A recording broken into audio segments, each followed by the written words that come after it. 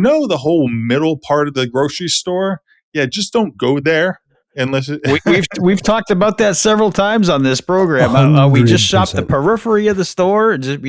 The vegetables, the meat, and that's pretty much it. All the junk in the boxes, forget it. And if you can find a farm stand instead of a store, yes, do that.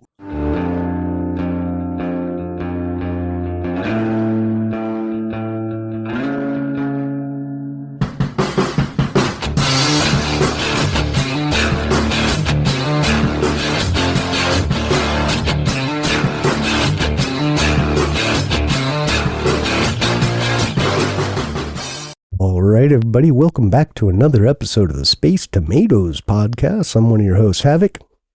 I'm Alex. Hello. Is that other guy? The other guy. And today we have with us a very special guest, Dr. Jeffrey Bone, who is a chronic illness mentor and coach, as well as a psychologist practicing, I believe. Yes? No, just doing the coaching as I am using my podcast as a way to kind of, spread the word across the land. And by all means, just call me Jeff. All right, Jeff, nice. It is. I like that. Thanks for coming on, Jeff. Appreciate it. Well, thanks for having me. Thanks for hosting me. Absolutely. LX had pointed out at one point that you kind of maybe missed like the perfect calling. You could have become an orthopedic surgeon. Orthopedic surgeon, urologist, you never know. Urologist. I wasn't going to take it there, but I grew up with it. So, I guess let's just get right into it. So you were, practicing, psychology at one point, and an issue presented itself that landed you with your own chronic illness of sorts.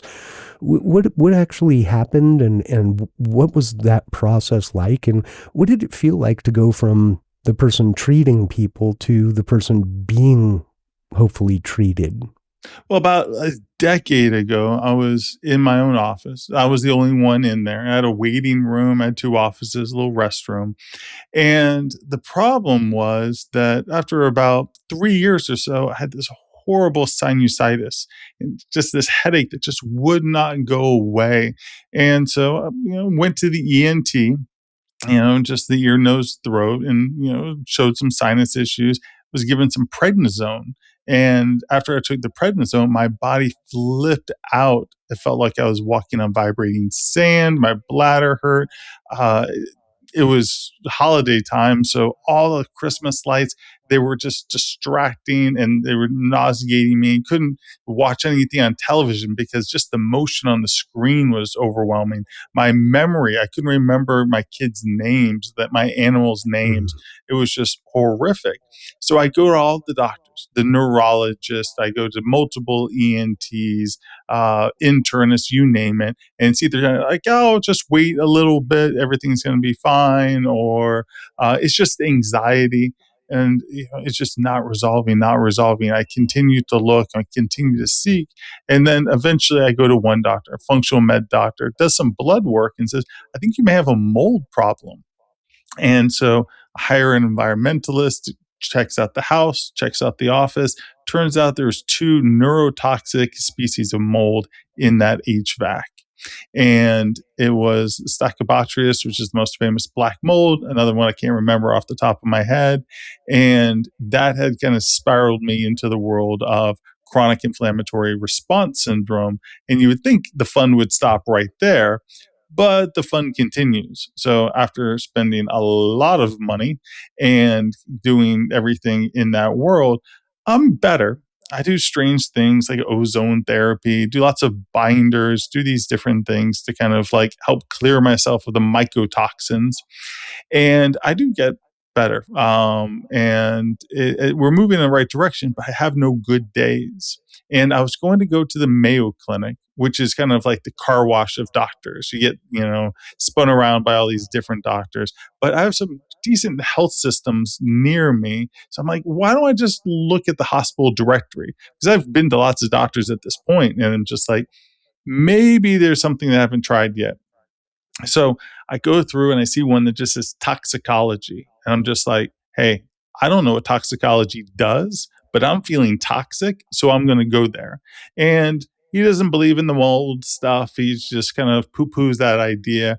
I don't have a problem with that, but he's listening to me and he takes me seriously, and he can see that I still have a little slight tremor. It gives me a piece of paper, I hold it out there, and he can see the tremor that I have. So he's kind of curious. And one of the things that he looks for, thankfully, is my immunoglobulins, part of the immune system. Well, my immunoglobulins are clinically low, so I get sent to the immunologist, and the immunologist gives me a vaccine. Month later, I come back and get the blood work done. My body does not make antibodies to the vaccine. And so what do I have? I have common variable immune deficiency at that point, primary immune disorder. And although it's a rare disease, it has common in the name because it's the most common primary immune deficiency disorder. And so then I have to take, immunoglobulins. I have to infuse them in once a week for the rest of my life. So is that an autoimmune disease that you had underlying that was triggered by the mold, or is that something probably that developed because of it? they call it epigenetics. So it's probably due to the environmental stressor, I have the expression of then the common variable immune disorder, and it's a primary immune disorder. So basically, my immune system has like narcolepsy; it won't get out of bed. Autoimmune disorders, that's where the immune system is overactive and will destroy healthy tissue. You get arthritis. It's like your joints are perfectly fine, and then it's like, nah, the joints are the bad guys. We got to get them. That's the autoimmune disorder. I've got the complete opposite, the primary immune. Okay. Wow. And then to say, what's that like? It's very humbling because my life has always been about other people's stories. It's just the story of the other person, and how can I kind of tailor that, help that insight, whatever it is, to be able to assist with them. And now I'm being told, you have anxiety. Now, mind you, I've always had anxiety. I've always been an anxious kid my entire life. Just anxiety is nothing new. Now, I know systemically that's not why my bladder hurts. That's not why my body's in absolute chaos.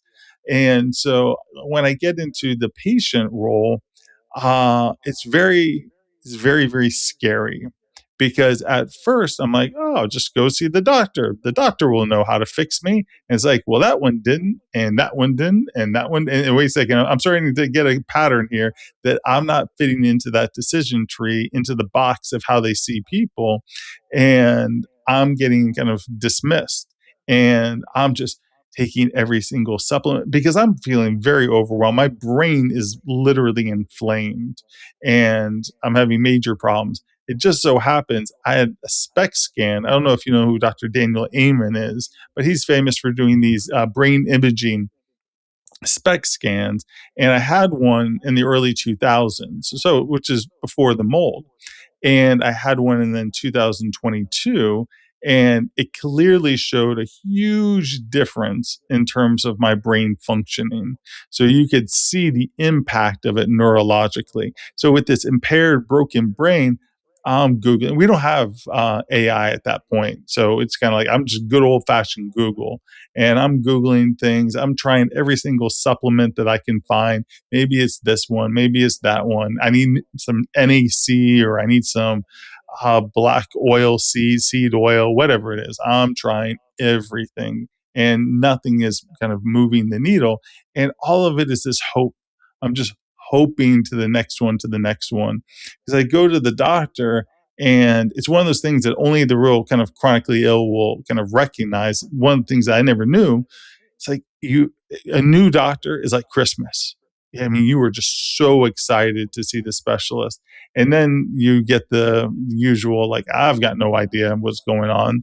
And you go back to the car, but it's so demoralizing. And your compass is spinning because you just don't, because you had just been looking forward to that, event for so long. And then it's like Christmas Day, and like, yeah, no presents for you.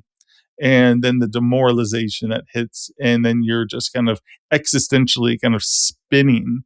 And it's like, what am I going to do? How am I going to fix this? Who's going to help me? I can't be the only one that's experiencing this. There's nothing new under the sun. Why can't they see me? Why can't they see what's wrong with me? I think a lot of people experience that. I mean, they go to the doctor looking for answers, and I think a lot of the time the doctors kind of they don't want to listen to you as much because I don't know, and you're not like a random person off the street. You're a physician, and you're going in there, and they're kind of telling you. And I know I've been told, like, either they don't say it outright, but they kind of act like you're making stuff up, or that you don't actually have those symptoms, and you really don't know what you're talking about, and and they still don't have the answers either. So it makes it hard for people that are seeking absolutely answers. And because they won't use the phrase "I don't know." And it's just it's so hard because so many of our symptoms are subjective in nature. And it's kind of like, and they rely heavily on just like, what's the imaging or the blood work, may say, but they refuse to say, I don't know. That's why they'll throw it in oh, you're exaggerating. Oh, it's a psychosomatic issue, rather than just like, what, honestly, I don't know. Maybe here, let me refer you to this other person or whomever it may be. But they use way too much of something called the swag technique, which is a scientific wild ass guess. And so, well, it's actually taught in medical school, right? I mean, there's actually kind of a built-in decision. It's not a decision tree so much, but it is. But it's kind of a refined mechanism that says that if this, do this, 90+% of the time, that resolves it. Mm-hmm. They don't get any training, not all of them, some of them do, but they're highly specialized in that remaining 10%. 5 to 10%. And that's where the issue comes, right? And I in talking with people and also having gone through things myself, I find one of the most frustrating things is the need to have intense levels of self-advocacy in that process. Yes, absolutely. That's essential. And I know doctors hate when you come in with, the chat results and this, and that, but it's the idea. And I always tell people that I'm talking to, it's like, you're the expert of you. I'm not the expert of you. You are the expert of you. And I have my own little area of expertise, and we're going to put those together. And so many doctors refuse to work as a team with the patient because maybe it's just like they only have so much time and they're just kind of moving through. And like you said, they'll be right most of the time, but they are stubborn about that 10%, and they'll put it into the psychosomatic area. They'll I always say it's psychosomatic until we understand the pathways. And then all of a sudden, okay, I guess, well, that's not psychosomatic. Oh, I guess that's not so psychosomatic. And it's just more and more of that. Now, the psychology matters, but it matters in degrees of suffering and how we experience some of the symptoms, not the underlying disease. Okay, so it helps the symptoms sometimes in symptom management, how we experience it, but not the underlying disease. It's kind of like placebo.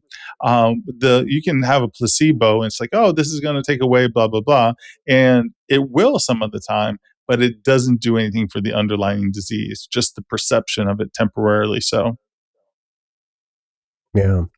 I think the other battle that we have to contend with is what the insurance is going to pay for or not. Yeah, and they won't anything that's even like touching the idea of like wellness, or it gets into this complicated kind of space. And I remember way back when reading about, so there's something called ACOM. It gets used in work comp all the time, but it's the American Academy of Occupation and Environmental Medicine. And they realized ahead of the game that mold was an issue.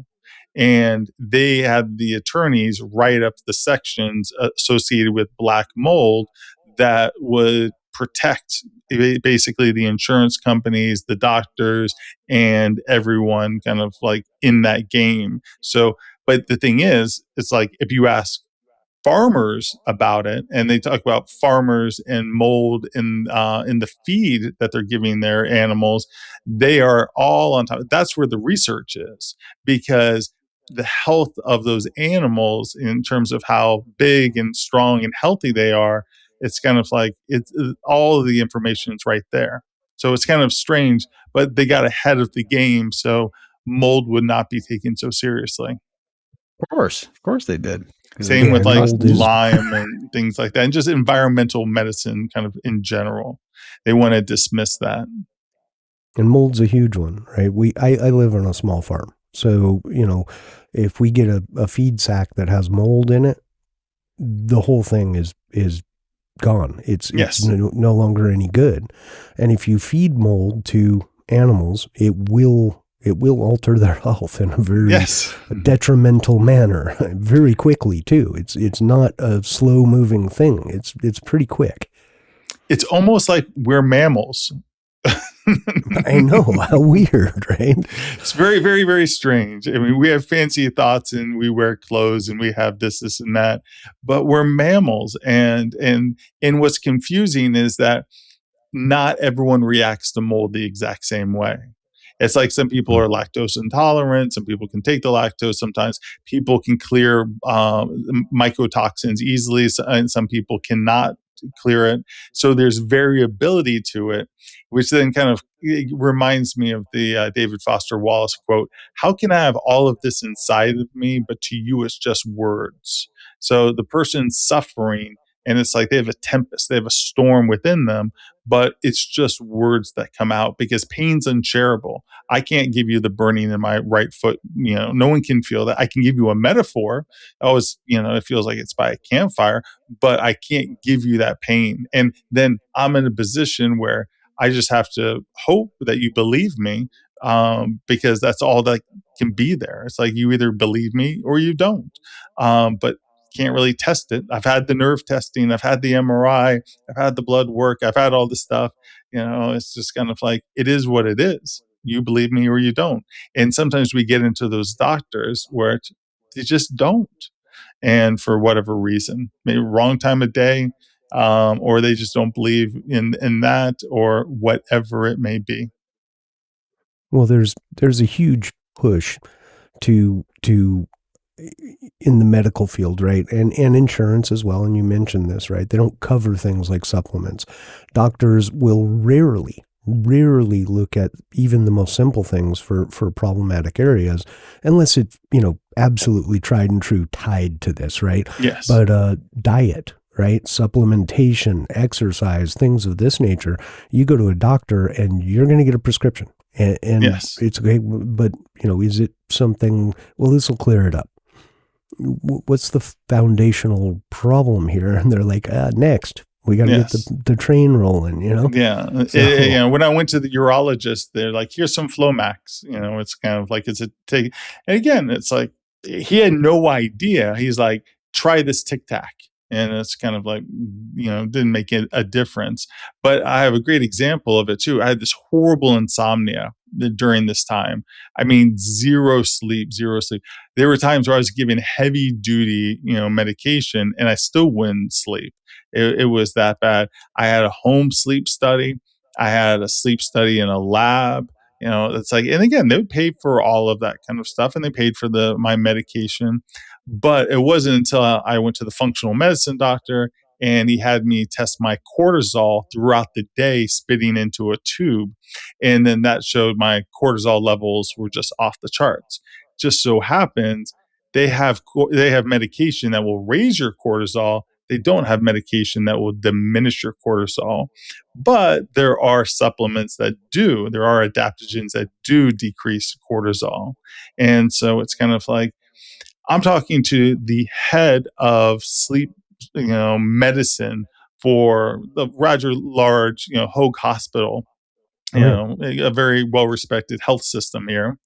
And they're throwing their sleep studies and medications. And the sleep studies is just kind of like selling CPAPs. It's kind of like, and not that people don't need it. It's kind of like, but it doesn't help a lot of people. Let's say that. But they don't start off with the basics of like, let's test your cortisol, and let's test it kind of throughout the day. And let's look at other ways to kind of bring that down. And it's like, it's frustrating. Instead, bring you into a sterile hospital room with a hospital bed, hook a bunch of wires up to you, and then tell you, get a good night's rest. And you're like, I don't think I've ever been this uncomfortable before. I think they do a lot from home now, though. A lot of sleep studies from home. Did both. I did both. And it was easy. I did one from home, and then I did one in the lab. And they both showed, the same thing. I didn't have sleep apnea, but they were both very billable for the individuals prescribing it. Right, of course, right. Yeah, and you got to experience what I call the gray man. I have suffered throughout periods of my life with insomnia, not quite zero sleep, but 2, maybe 3 hours a night max. Yes. And I always describe it as, like my wife would ask me, like, are you okay? Are you, what's going on? And I said, it's just gray. Everything's gray. Yes. I mean, all the time. Like my feelings are gray. My vision is gray. My interaction is gray. And what do I mean by that? It's drab. It's just bland. And it's in the background somewhere, kind of fuzzy is what it felt like to me. Did you get irritable too? Because I can only imagine I would be slightly cranky if I only got 2 I or was 3 grumpy hours of sleep a before. day. And so, yes, I was irritable. I was grumpy. And actually, probably what saved other people was that I was so fatigued. I was absolutely just, I was to the point, it wasn't just the sleep, but it was just the chaos of my immune system that just wasn't working. And if someone told me I needed to drive 30 minutes and hit a button to save the world, we'd all be dead. I mean, I just couldn't, I couldn't imagine someone say, oh, go to the grocery store and go get the eggs, go get the butter. It's like, it's in the back. It's like, I can't do that. And people don't really understand. I've had severe chronic pain and I've had severe fatigue. I would rather have severe pain than fatigue. It may sound, controversial, but like I can do things in pain. I can't do anything when I have severe fatigue. Yeah, you can push through pain. Yes. You can, at some point it becomes background. It's, the uninvited guest. I have back pain, right? And it's always there. It's just always there. But I just do what I have to do, and it is what it is. But when you get fatigued, it's kind of like I can't lift my legs. Yes. Like I physically can't walk. Like I just walk to the front door and I feel like I've just ran 10 miles or something, Absolutely. Without the adrenaline rush and the beneficial portions. So yes. What supplements have you found that, natural type supplements have you found that have helped? And you had said black seed oil, and it's funny. I think it's a religious text. I know it's a religious text, and I think it's often misquoted to the Quran. And I think it's another one of theirs called the Hadid. I mean, if I'm wrong, comment, let us know. I'm wrong. I'm happy to admit it. But I think in there's a piece that says that black seed oil is it's something to the effect of it's so potent a healer that the only thing it won't cure is death. Wow. Well, that's impressive. And unfortunately, it didn't heal me. And the things that ultimately made a difference were the adaptogens. Now, I started off with ashwagandha. I started off with, I think it was KSM 66, if I'm correct. But then there was another one that worked a little bit better for me. I think it was called like Samunil or something of that nature. And now it's like, okay, I'm sleeping better. But it took me a while to figure it out. It was giving me anhedonia. It was flattening me out too much. And I just really, really kind of didn't care. And I believe it was phosphatidylserine, which was better for me in terms of bringing down the cortisol, but without the same mood flattening that the ashwagandha was causing. And I'm out of my league here talking about the supplements in terms of that's okay. And but it was it was always when you go to see the functional medicine doctors, you always find the liposomal version of it. It's kind of like the Cadillac version of it. And so it's kind of like, but none of those kind of particularly kind of saved the day. I tried a lot of them, and it's kind of like, and you have these different boutiques, and you're spending a few $100s, a month on it, and it's just like, and it just wasn't saving the day. And but I did find, some, in when things became a little bit more stable, that taurine and glycine, some of the amino acids, were very beneficial for sleep, as well as magnesium. Magnesium's huge. Yes, and so I found some of those basic ones to be beneficial for the world of sleep, as long as you're not in complete free fall with your immune system. Have you tried fighting fungus with fungus at all? Have you Yes, entered into like into the world of like Paul Stamets and sure, yeah, yes, and Myco Defense, and there's a few different mushrooms kind of complexes, the lion's mane, cordyceps, and so I have tried, but see, some of it, my memory is not fantastic because it turned my brain into Swiss cheese. So some of the timeline got spliced up a little bit. But I believe I was trying a lot of those things, as well as some of the peptides. I was taking peptides a decade ago. Some of the biohacking, early biohacking people. And 2016 is not early biohacking, but it wasn't where it is kind of quite now, in terms of because it was mainstream enough for Dave Asprey to be talking about it, and then you're pretty kind of mainstream. But I was trying all of that. I was injecting all of it, and it just wasn't making a huge difference.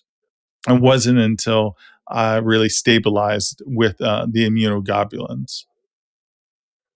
But besides the physical toll all this stuff takes on you, there's also an emotional or psychological toll it takes on you too, especially when you're going to doctors and they essentially tell you there's nothing wrong with you, or they don't know what's wrong with you. And then you just start thinking, I'm never going to figure this stuff out. Yeah, you start feeling hopeless and helpless. Hopeless is that things aren't going to get better, and helpless is that there's nothing that I can do to get things better. And that's where right next to me, I have a little ultrasound wand. I use ultrasound on myself. I use a red light panel. One of the things that I found to be incredibly effective, because my brain was like shot to all heck, and I used a light where you put the red light up your nose. And right. It's not the sexiest look. Not that I ever bring the sexiest look, but it was helpful. And I'm just like, this is expensive, and it's like, I think it was like $300 at the time, and I was absolutely blown away of just how beneficial it was when I was in a very, very compromised state. Right. I have psoriasis, and with the psoriatic arthritis component, and I feel fatigue a lot. And I've been to the doctor, and they say, well, the fatigue is not part of that at all, and it has nothing to do with it, and you're just I don't know, being lazy or whatever. You just got to get out and do. And that's really not how things work. But anyway, long story short, I did buy a red blue panel probably 6 or 8 months ago, and I think it works pretty good. It helps with the flare-ups on my arms and stuff. But you've had pretty good results with the red light therapy. I use a red light panel now, and I use it on my foot, and it's kind of the nerve pain that I have in my foot, and it is helpful. And it's odd that they don't talk about it as much, right? But it is helpful. And I use an ultrasound. It's like $150 ultrasound wand that I use on the bursa. That's likely causing the nerve pain in my right, but I also use it on my head, and it makes a difference. It actually helps. Dare we actually help the people and to give them tools, to be able to help themselves. Instead, and again, I'm not anti-medication. I'm not anti-anything. I'm pro everything. Put everything on the menu. Show me everything that I can. And it's kind of like, what's everything? And then That's where the doctors are like, don't look up chat. And it's like, but chat will give me everything. Chat will show me the menu. You won't show me the menu. And it's kind of like, what am I supposed to do? And so I want to see the menu. I want to see all my options. That makes sense. I really am a huge advocate of, so I'm not necessarily anti-Western medicine, right? I believe that it has a form and it has a function. I tend to say things like, if a long, hard thing is in more pieces than you started with, good time to be at a doctor. Yes. If you're leaking, also a good time to be at the doctor. Yes. So in other words, I tend to keep that at a minimum for me. I'm not going to tell anyone else what to do. You do you, and be happy with your results. But so you're like every other guy. You go if you're dying. Well, maybe if I'm dying bad enough. If I'm not dying that bad, it'll probably be the okay. Quality of the death. It's it's 7 minutes of DMT. It's kind of right like, there. You go. Don't undersell it. But the thing that I've always had like a biggest problem with is doctors won't even consider naturopath, homeopath type remedies, even though they know there is science to back up the fact that it does work. I was actually quite shocked. I broke my collarbone, right, and like piece of it sticking up and all that good stuff. So they had to go in and put it back together and put a plate and some screws. But I had told the doctor, he asked if I was on any medication. I said no, but I take an herbal tea, and I described it to him. And after all this, he gave me this, bunch of medication to take, and there was nothing in there for like a anti-inflammatory or anything like that. Yes. And I was like, isn't that important? He goes, there is nothing I can give you that's as powerful as the tea you're already drinking. And I was like blown away by that. And for me, I would love to find an advocacy group that I could get behind that actually is trying to change the medical world to incorporate that back in. Like, I'm not saying don't use medication where it's, relevant, important, necessary, et cetera. But I am saying that if you have the option to tell someone, hey, if you take turmeric, it's going to help, with inflammation. Yes. If you, et cetera, right? And there are a lot of natural remedies out there that really help. Like for me, I'm under the weather right now, and I will tell you right now, I found this, a local farm stand to us. A lady does a bunch of tinctures and stuff like that. And, the first time I found it, I was actually taking codeine cough syrup because my cough was so bad. And this is like honey, frankincense, lavender, and a few other things in there. Throw in some elderberry, some zinc, Right. And you just take a little teaspoon of this, put it in your mouth, and I'm telling you, instantaneous relief. It just stops it all. And I'm like, wait a second here.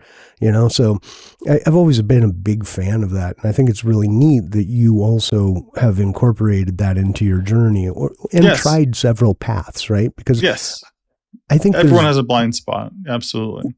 Right. And I think that in general, there's a prescribed, mechanism or path to go down, but we are all individual.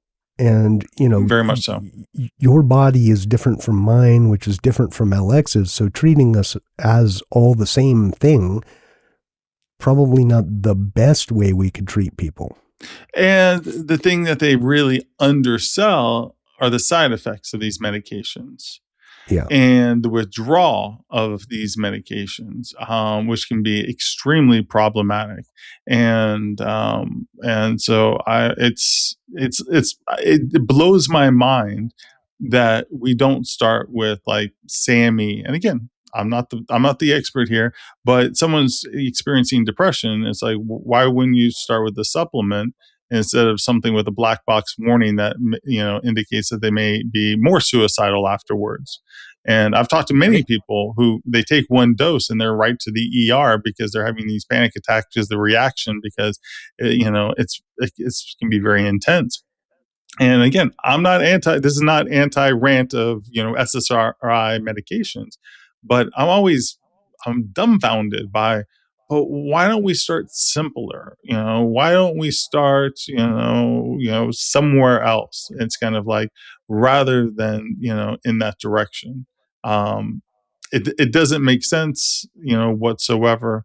And someone that's willing to kind of blend. Now, UCI is another health system that's near me. They have a very large integrative building, and it's the Susan Samueli program. And it's mentioned a little bit. There's a book called like On Healing or How to Heal or something along those lines. I wish I had it just ready right there. We'll blame the mold for that one. But it is where it is. It's not just a little room off to the side. It's its own building, and everything built in that building, which is brand new, is designed for that healing modality and healing purpose. So the Susan Samueli program, integrative program through UCI, would probably be one of the closest versions of what you're looking for. Yeah, that's amazing. I'm a huge fan of UCI. I actually spent time at UCI as well. So, and knew one of the regents at the time. But, yeah, great place, amazing medical school. As well as other things, but I think in the medicine, it's a pretty good. And I don't think it's accidental too that it's there. And I say that because anyone that knows Irvine very well understands that it's a very diverse place in terms of ethnicity. Primarily, it's going to be Persian and Asian. And both of those cultures are going to also be heavily influenced by, natural uses of, different supplements, spices, herbs, and things of that nature as well. And so just that mindset, the idea of, no, you can start with acupuncture, because in Western medicine, it's always like, I don't know, see the shrink and try some acupuncture. It's the last ditch, whatever, versus actually being able to start with acupuncture, being able to understand the acupuncture and the dietitian. Like, let's start there. You're not feeling so well, that would be a really good place to start. Yeah, for sure. So in your mentoring, your coaching stuff, I have to imagine there's first an immense amount of satisfaction that comes from helping people through times that you've already been through. And maybe that's not the case, but I would imagine. And then, but I also wonder, like, how does that play on your, empathetic and sympathetic systems, taking that in while you're also dealing with the same on your own? It's the only thing that I'm good at. Literally, I'm just built for it.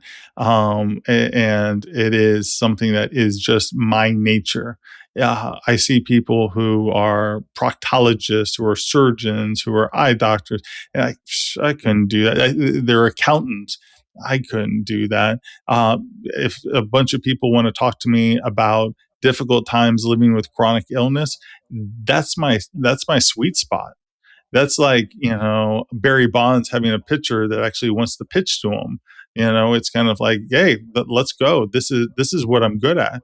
And so it doesn't burn me out. I can burn myself out. I can be burnt out. Absolutely. And, paperwork can burn me out, and just my own brain, my own thought process, the little internal monologue, the little internal demon, that can burn me out.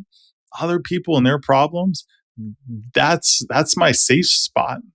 That's where I feel most useful, because I've always liked Ram Dass's quote, we're all just walking each other home. We're all just walking, and here is my opportunity to do something, where I feel like I'm giving back. So what is it that I enjoy? I think there was a Japanese saying, forgotten, but what is it that you enjoy, that you're good at, that helps other people? And it's like, if you put those three things together, it's kind of like, that's what you should do. And so, hey, you know what? that summarizes where it is for me. And there are people that say, like, oh, it must be so sad to listen to sad stories all the time. Isn't it a downer? It's like, no, absolutely not. Because I know that the stories will change, the stories will improve. Now, I don't cure anybody. I don't have the magic cure. I don't have the magic beans. I'm not, like, here's my program. Oh, you need to bump it up to this tier. No, I just do hourly, rates. I don't do packages. I don't sell, unrealistic dreams. It's like, ultimately I can be as straightforward as, like, I'm a storyteller. We're all stories. It's kind of like, look around the books around your house, the story of this country, the story of this, the story of that, the religions, it's like we have these different stories. And we get into a place through illness where the story changes. And, and you're in this almost like liminal state, the bardo, this in between place as you're going through this dark night of the soul, and you've lost your compass. And you don't know, where's my freedom? Where's my purpose? Where's my meaning? Where's my identity? You have this identity collapse, and you're just trying to find yourself. That's awesome. And so, yeah, I have.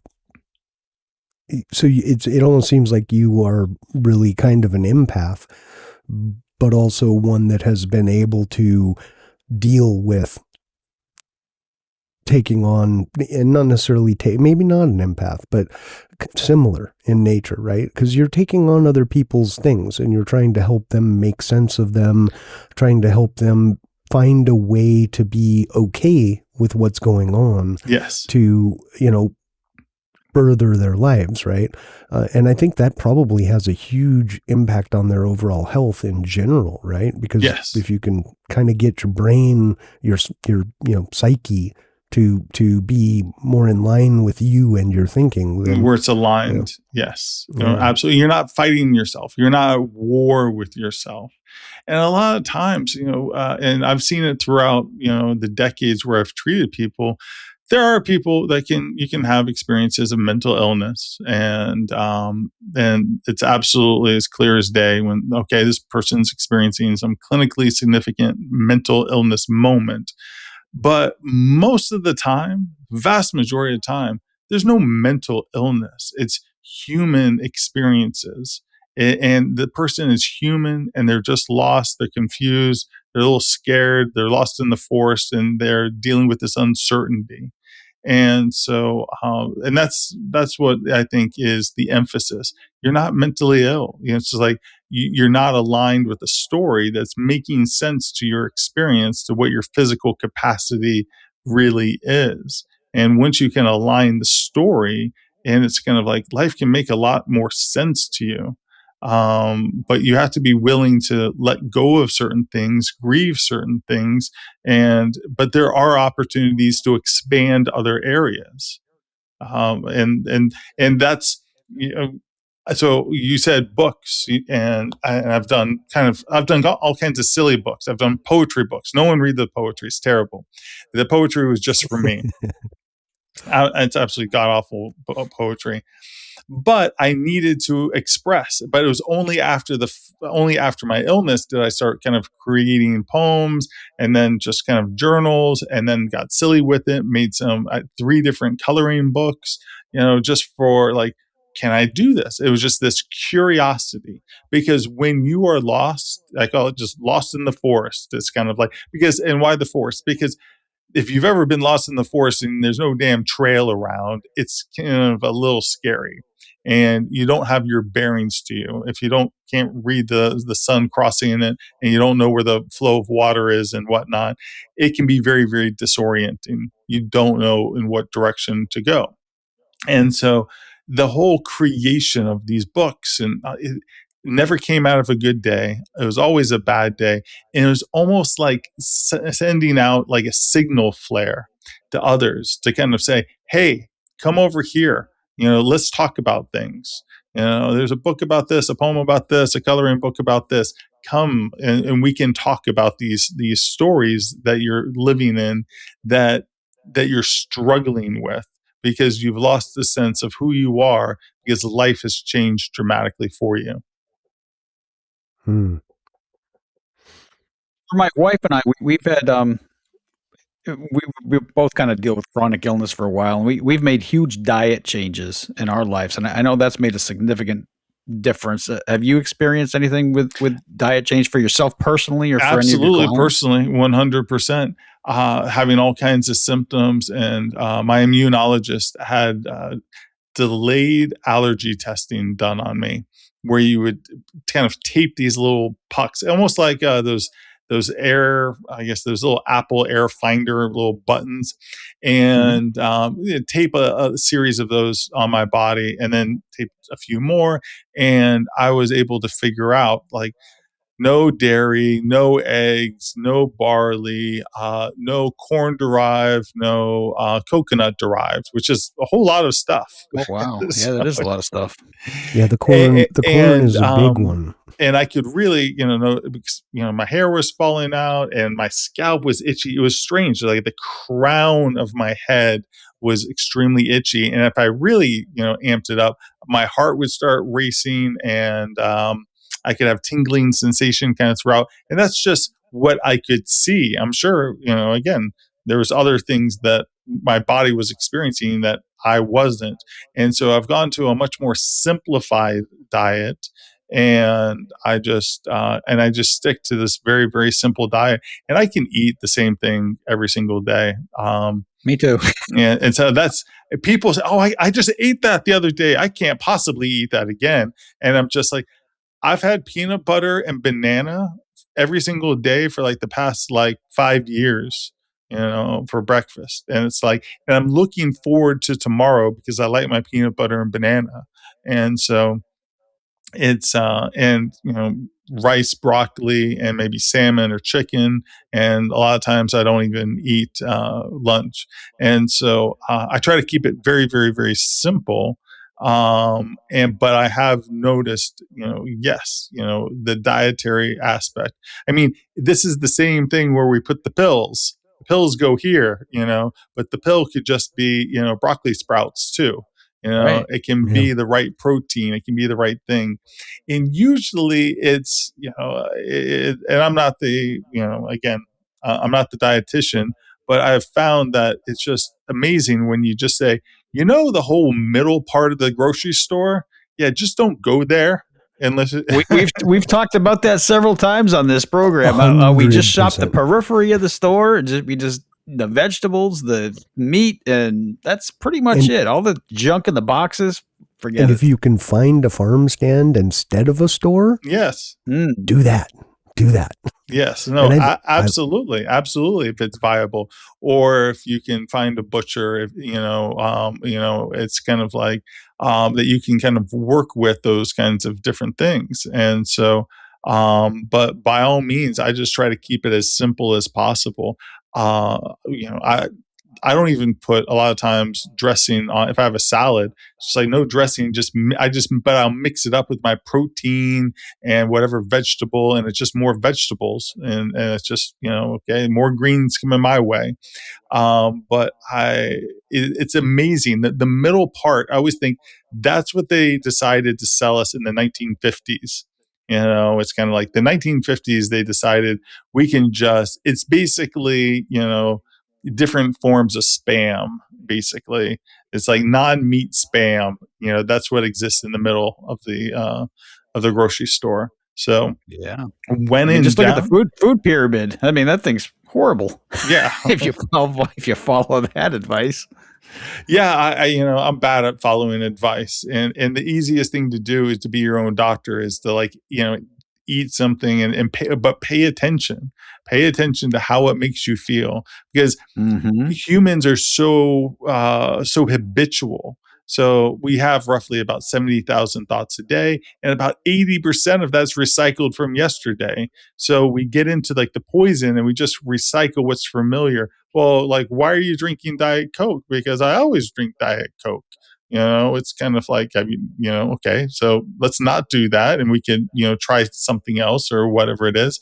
I don't give dietary advice, in terms of that respect, but but that's where we do get into what I do, which is we get caught into these ruts of a story, and we keep on telling this very familiar story, and it seems so convincing, not because it's true, but because it's familiar.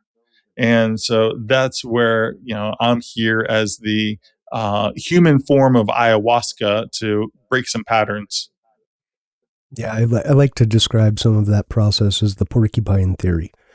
It's like you're bear hugging a porcupine, it's stabbing you and you're bleeding and it sucks, but it's your porcupine. If you let it go, someone else might get it, but it's my porcupine. I have to hold on to it. Yes. And so there's always a lot of letting go. And that's one of the things that I've definitely have seen through getting ill for myself is I've become so, I was not horribly materialistic before, but letting go and really being able to see how much culture is trying to sell us, how much society and culture is trying to get us to be a certain way. I still believe in razor blades, unlike you two, but, well, and the whole, you're going to make me the drummer in ZZ Top, but on the amping up the sexy factor, there's an easy way, man. I'm saying. I always thought it was funny that the drummer in ZZ Top, his last name was Beard. Yeah, that's hilarious. Is it really? I didn't know that. His name's Frank funny. Beard. Yeah, he's the only one without one. So awesome. Technically he has one. It's just the invisible kind. That's right. So if you had any advice, if you were, say, talking to someone who is dealing with this right now, but hasn't gotten to the point where they've talked to someone like you, they're in the churn, right? What would be like a few of the top things you would tell them? So I would tell them to do expressive writing, which is kind of a cousin to journaling, but it's a little bit more raw. So you get a pen and paper, set a timer, 5 minutes, 10 minutes, and you start writing whatever's on your top of mind, whatever you're thinking about kind of in that moment. So you're not talking about like, oh, I went to the market and this happened and I talked to somebody. You're thinking, I don't know what to write. So you write down, I don't know what to write. And then you're thinking, this is stupid. So you write down, this is stupid. And like, just keep on writing just like that. No grammar, no punctuation, nothing. Just don't stop the pen. And because so much of our mind will loop in this rumination kind of state.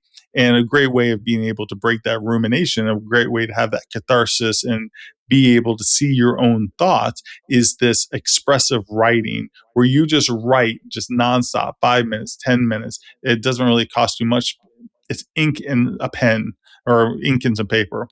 Now, what's important though, is at the end, you rip up the paper. You have to destroy it because here's the thing, you're going to be so much more honest with yourself and you're not going to think because you may get a little dark and there may be some things that you maybe not want to share with other people or you wouldn't want other people to come across. So if you know that you're going to tear up that paper, it's going to be so much more of a authentic experience for you. So by far, that's the easiest way to kind of if you just did that, it's one of those things I tell everyone to do that. No one never does it. And then lo and behold, someone actually does it. And they're like, this is amazing. This is the best thing ever. And, it's kind of like, it's mind blowing to them. But it's kind of like, it's too much effort. It's like people nowadays just want to swipe and they just want to hit a button rather than, because a lot of times, people have a tough time, doing meditation. My favorite version of meditation is like watching the waves. It's mindfulness, but, or really my favorite one is just watching the leaves blow in a tree. I could just sit there for forever and just watch the patterns and just watch the leaves flow and to create a little bit more stillness. We need a little bit more Thoreau's Walden Pond. We need more stillness in our life. Too much of us, we're driving with 2 accelerators and we're forgetting about the brake. So we need to find different ways to kind of slow things down. I think that's awesome. I think that's great advice for everybody. I'm going to try the expressive writing. Yeah, I'm going to try that. Yeah, look it up. I didn't make it up. It's not mine. I'm just sharing it along. It's just the passage of wisdom, so to speak. But there isn't this, because people will always think like, I don't know what to say. Like I don't know what to write if they're just told to journal. But if you just no, just whatever's in your mind in that moment, and it's just kind of like, it's so much easier, and it's raw, and and it's almost like when you get a knot in your shoe and it's like too tight and you have to like pick at it, and eventually you start pulling on threads that actually start moving, and it can resolve. Most of the time when we get into this plate of the metaphorical human knot here, what do we want to do? We just distract ourselves, and we have a world where we have no stillness, we have no more boredom, like that doesn't exist anymore. We can constantly distract ourselves. We can constantly bet on every single thing that's happening in our world in terms of, is that politician going to use that word in the next speech, or, how many points, or how many this, or how many that. It's like, we have no stillness, and we have no presence with who we are within ourselves. I think the missing key is throwing it away afterward, because I've kept journals before, and I still have them for whatever reason. I never look at them again. I need to let it go. Because the real value is the expression. It's the teapot whistling. It's blowing off that steam.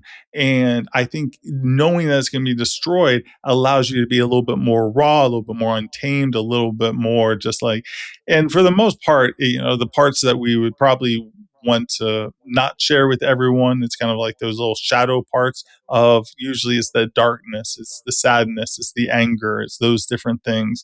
You could be angry with somebody, or you could have, super dark thoughts about yourself, and it's better to express them than to keep them just locked away inside your head. I just have to fight against my semi-hoarder tendencies, which I'm pretty sure is hereditary, that I get from my parents. But we won't. True. But it's kind of like, it's a piece of paper, so it's kind of like, hopefully it's easier. But I'll definitely try it for sure. Yeah. Or if you want to be a hoarder about it, shred it, but keep the shreddings. It's there kind you of go. like, I can compromise. Yeah, we'll put it in the compost pile. Yeah, absolutely. You don't have to get rid of it. It just make it so it's not, legible. There you go. Yeah, I actually just went through this with someone as well, going through some grief and anger. And I told them, centered around a specific person in their life, and I told them, just get out a pad of paper and start writing. Write everything you want to say to this person. Doesn't matter. Don't no grammar, no nothing. It doesn't have to make sense to anyone. Just put it on the paper. Are you stealing my ideas? Fold it up. Well, no, I actually took psych classes for a while. I was actually in the drug and alcohol counseling field for a while. And fold it up, put it in an envelope, address it to them. You don't have to put the address and all that junk. Just address it to them, and then go build a fire in your grill and throw it in there. Absolutely, 100%. Be done with it. Yeah, but it's always met with, well, that's goofy. I don't really want to take the time to do that. That's uncomfortable. It's but hopefully it'll take. And people don't want to sit with the discomfort of it. And it's kind of like, and as human beings, it's like, we can keep ourselves at like 72 degrees all the time, in the bedroom, in the car, in the office. It's like, we don't have to have discomfort. It's kind of like, we can play that video game, we can scroll reels, we can do whatever. And so when someone says, hey man, that thing that really hurts, let's really look at that and let's really examine that. That's, that's what I do with some people, obviously, and you have done with many people, because it is just slowing it down, having that space, and having that permission for the other person. Like, this is why we're here, to do this thing, and and people can then kind of go there with it, and so it's like being able just to create that space. And that space where we're just focused on that one thing, and we're focused on pain, because the easiest way to get through grief is to grieve. It's kind of like you have to grieve. That's how we get through grief. We don't distract our way through grief. We allow ourselves to have the feelings. We allow ourselves to go through the briar patch. What hurts? What's going to feel like it's scraping us up? And it's kind of like, oh, this hurts. And we back away. It's like, yeah, that hurts. Keep on going. Keep on going. It's a safe pain. It's a valid pain. It's a real pain, but it's through the pain is where the payoff is. That's why people don't grow. They don't self-actualize. They don't find themselves. Because they're kind of constantly in a state of avoidance, and they don't realize that everything that they want is usually on the other side of pain. Yeah, I had a friend and mentor. He's passed away since, but it's funny you were talking about the mindfulness, right? And I remember coming out to him one time and he was just staring up at a tree, a eucalyptus tree. I'm like, what are you doing? He goes, I'm just watching it. It's swaying in the wind and the leaves are going, and he went into a whole thing about mindfulness and how, if it didn't bend, it would break. So yes. Being flexible with that wind. And he used to have a saying that it took me years to and I'm probably still modifying this in my own brain, but he used to say, pain is good. Extreme pain, extremely good. And I would never cheat you out of the pain that you so richly deserve. Yes. And hearing that at the time, it was kind of like, what a butthead. You know what I mean? But he wasn't meaning it like that. What he was saying is, this pain is what leads to growth. This is how you get beyond where you are and to the next place, right? Every great man is broken. Exactly. And so it was an interesting thing for me. And it's really neat to hear you say some of that as well. Yeah. It's, I've been, I steal like an artist, it's, I don't recreate, there isn't anything that is terribly original other than the delivery. But it's kind of like from, the addiction world, through just, counseling psychology, but counseling psychology, it's kind of like, oh, it's like, that sounds like it's a thing. It's like, well, it's a repackaging of philosophy. It's that's the underpinning. Stoicism is cognitive behavioral therapy. Acceptance commitment therapy, is ultimately, an Eastern tradition of, meditation. It's like, we will repackage things and go like, look what I came up with. It's kind of like, you didn't come up with that. You repackaged that. The cabbage going bad is now cabbage stew. There you go. Well, that's pretty awesome.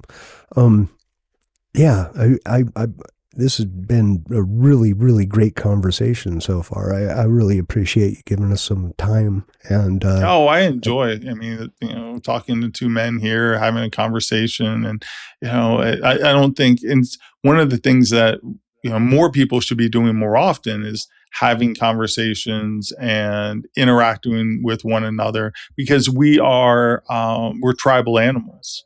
And even though we're just looking at each other on a screen, there is, which is it's less perfect, but it's a lot better than us, just distracting ourselves with video games and not actually interacting with humans at all. And we're tribal. We need tribes. We need communication. We need this. It's so fundamental to our existence. One of the biggest things is that our nervous system is completely not built for this, for modernity, basically. I love the book. There's a book called Civilized to Death. And we're not built for this at all whatsoever. But they've figured out how to take the units of value out of us and extract things ultimately from us. But this is not how we were built. This is not what we were designed for. Not at all. No, and you can see it in a lot of societal issues as well. Yes. But that's a different podcast. You can hardly get people to make a phone call these days. No, they absolutely. They don't even want to deal with you if it's not a text. Yes, no, absolutely. And we should be living in bands of people, with 50, 60 people. It's kind of like working together. No one has careers or identity. Everyone, it's communal. It's like where it's this shared kind of thing that's kind of going on. And then it's kind of like, and then we feel like, okay, we got caught up in this dystopian wave, and you're just like, the Amish kind of have it right some of the way. They're like, I'm not going Amish, but it's kind of like, I will give them tip of the hat. Like they've got some of that down, and, they foresaw something that we didn't, and living more true to, how humans really are.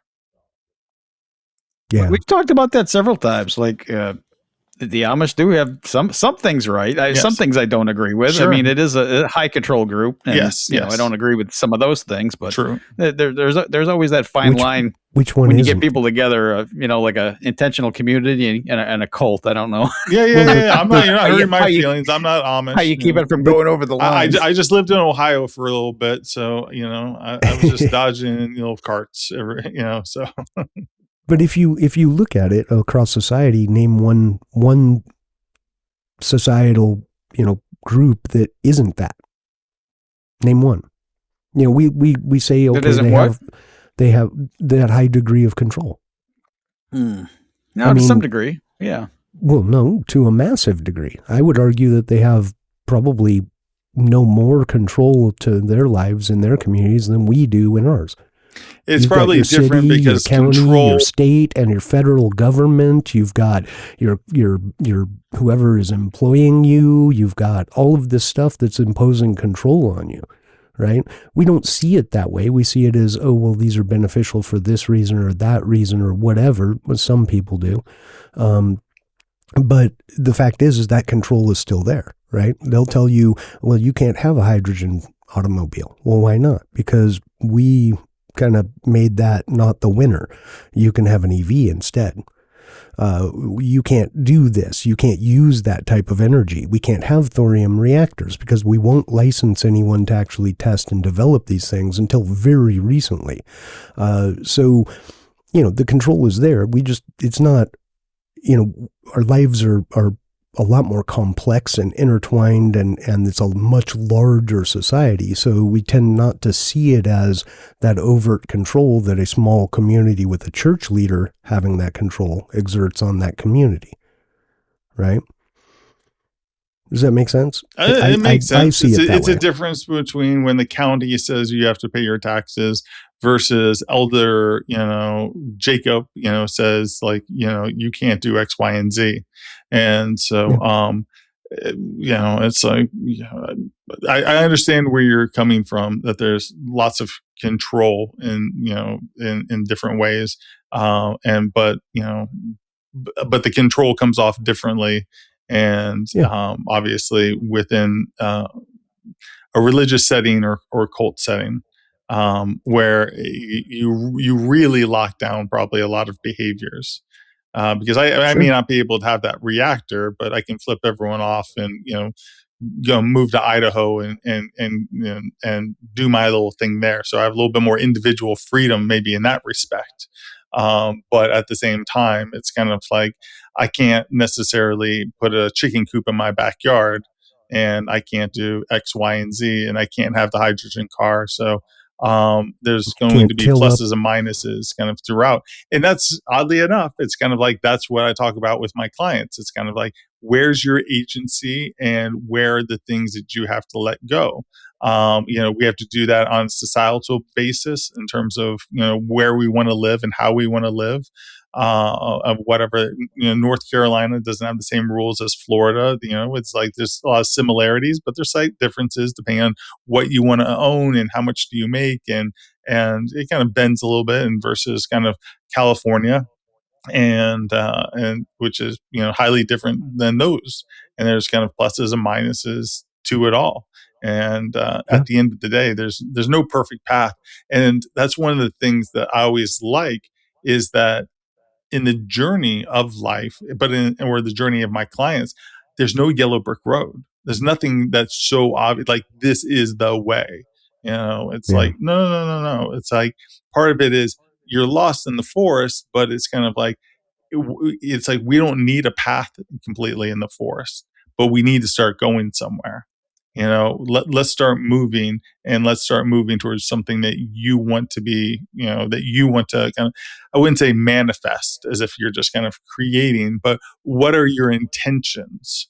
That you're moving intentionally through this world, because lo and behold, if you move through this world with intentions, you may actually, smack into a few of those intentions. That's good to have goals. Yeah. Yeah. What would you say would be some of the biggest realizations that you took away from this particular, portion of your life that weren't necessarily there for you previously? I don't need so many different things and distractions, and there's so much that I don't need. I don't kind of play. I used to play more video games. I don't play video games at all, and it's really the shedding of a lot of things to then come to a place of, because I've been the caretaker of other people's stories, that I realized I'm 51, and it's like, I need my story.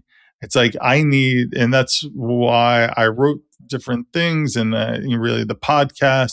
It's like, I need to find a way to kind of tell my story. That's why I like coming on, other people's podcasts and being able to talk, being able to chat, to be able to kind of, because I'm not doing it so I'm like entertaining you, although it's like that's a plus. But my main focus is through conversation. I'm paying attention to my own thoughts and my own voice, my own story. Who the heck am I? Who am I? Why am I here? And then what can I do with that? It's all a part of just trying to uncover the story of who is Jeff. Yeah. I think that's awesome. Existential questions. Yes. Just the little ones, though. Just the little ones. Nothing big. Just why am I here and who am I? Yeah, I mean, those are, the age-old, like, go back to the earliest of the philosophers, and that's one of the primary questions, or some of the, two of the primary questions, I would say. And that's who am I? What am I thing. supposed to do? What's the meaning of life? Other than it being 42, it's kind of like, like which is the answer. Truly, it's kind of like whatever it is that you believe in, and however that package may come to you. We live briefly in the window of time of the universe. We have a brief little. We see the butterfly's life as so ephemeral, but the mountains are looking at us as ephemeral little ants, with our brief little lifespans and our little neurotic worries and concerns. And so it's kind of like, what do we do with this thing? I have this little consciousness. I have this human-based, carbon-based, vessel that I'm in. It's kind of like, what can I do that could be potentially useful in this world? And for me, like I said, it's the only thing that I'm good at is talking to people who are lost in the forest. With heavily it's chronic illness, but I see people who may be lost with various reasons. My main tent pole would be chronic illness, but people get lost for different reasons, and they need a little bit of help with their story. Again, not mentally ill, not this DSM kind of diagnosis. It's just lost with their story. All right. I think that's a great place to wrap up, personally. I think that was wonderful. I'm like, wow, okay. Thank you so much for giving us some of your time. We always like to ask our guests to give a little bit back and give a shout out to a person that was influential to us in a big way. It could be an author, a historical figure, 6th grade science teacher, mom? Oh, Anyone you just stole it. I was thinking from the very beginning. It's kind of like it would be mom, and mom does not have the best health, and she's in a memory care unit, and a reminder of the fleetingness of life, and it's kind of goes back to the stoicism of memento mori, and all things remember death. And this is we're all fragile. I don't think that you always had a gray beard, but my mom was there for me, and she raised me, and she did her best. I have no tragedy of a childhood whatsoever to speak of. I had plenty of opportunities, and I was thought of, cared for, and loved. And she was a wonderful woman, Patricia. And so, unfortunately, she's in a place that is less than ideal for any one of us. But it is a reminder that the love that we can give, if you're thinking about it, give it. Because you won't always be able to give it.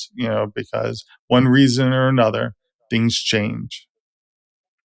Well, being in some way, shape, or form a reflection of our parents, she sounds like she was a wonderful human being and a wonderful parent, or she is a wonderful human being and a wonderful parent.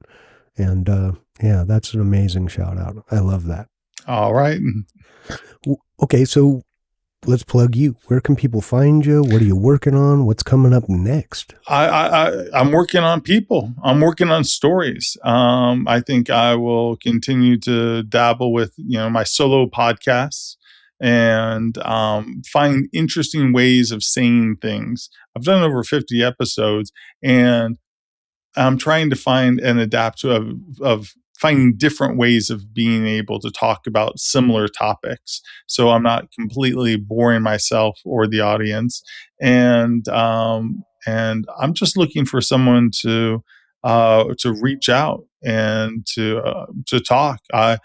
Nothing fascinates me more. I don't need a new watch, a new car, or whatever, but a new story of where I am humbled when someone says, I will let you into my inner sanctum and world and pain because I need some assistance with this. I'm always honored by that tremendously. And so hopefully that's what I'll be working on. Wonderful. What's the name of your podcast? Where can we find it? To the Bone Conversations regarding pain, illness, and meaning. You can find it on Spotify, Apple, YouTube. And if you want to find me, it's drbone.live, DRBONE.live. It's the easiest way to get hold of me. Wonderful. Well, once again, thank you so much for giving us some of your time. Time is one of our most precious commodities, and you've agreed to give us some, and that's a wonderful thing. I enjoy talking to you very much. Both of you. The feeling is mutual. Absolutely mutual. It's been a wonderful session. All right. Everybody, you know where you can find us. We're everywhere. We are now hosted off fountain.fm. You've heard the spiel. Go look us up, find us, leave a thumbs up, leave a thumbs down. If you didn't like us, tell us we suck. We'll respond in a kind way. It'll be interesting. If you have an idea for a topic or a guest on the show, leave a comment. We'll see what we can do about getting that person on the show. And remember, wherever you are, whenever you're watching this, have an amazing day. Thanks for coming by, Jeff. See you, everybody. Thank you.